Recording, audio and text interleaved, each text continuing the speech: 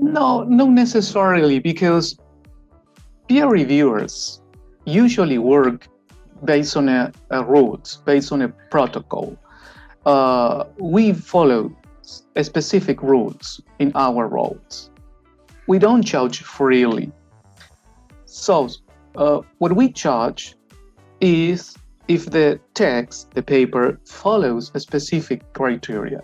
Therefore, the identity of a peer reviewer shouldn't be decisive. It's not the important thing. The peer reviewer is a professional who follows certain rules. His or her identity shouldn't be influential for the process, because the core of the relationship are the rules that every professional follows to check and value every paper, not the identity. The identity is it's a secondary point, and according to my point of view, doesn't matter.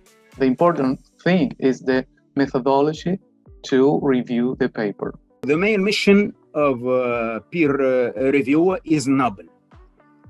It requires a kind of denial or self-sacrifice. So it's a devotion to an excellent case, the case of improving research and helping others. Therefore, we cannot talk about self-interest. Besides, there is nothing to curtail the credibility of the peer reviewer deserve.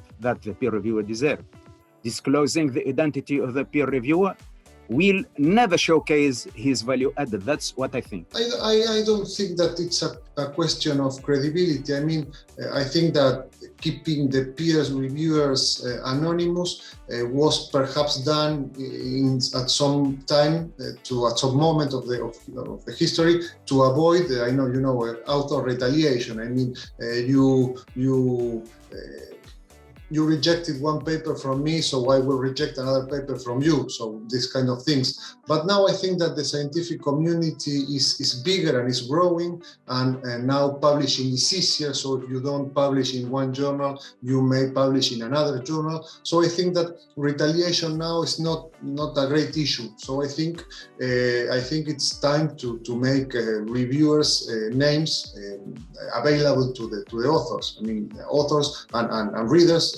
I think that they need to know who reviewed the paper, as they know who edited the paper. In many cases, not always.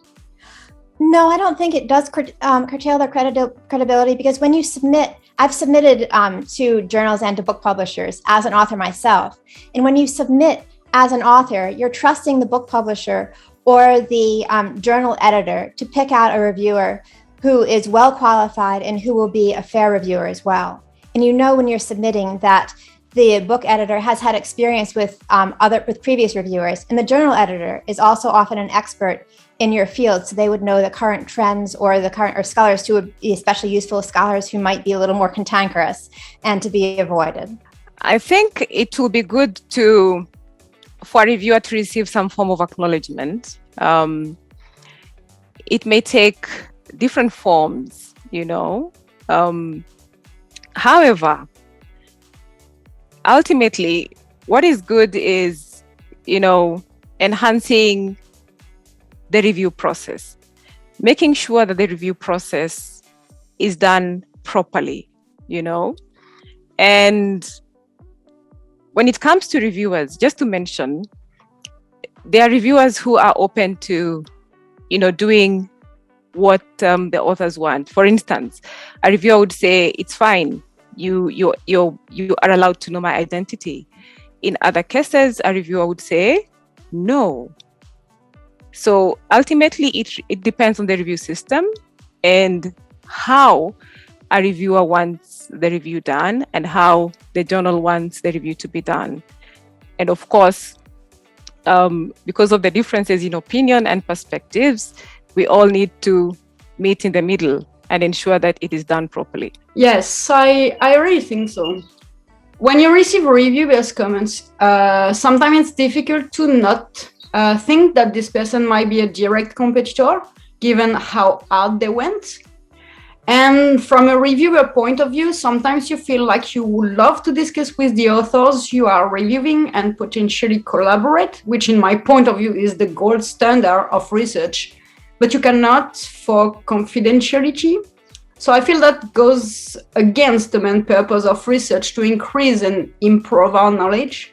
Reviewers' identity should be kept anonymous. That's better, because there are possibility of the reviewer having some connections with the authors.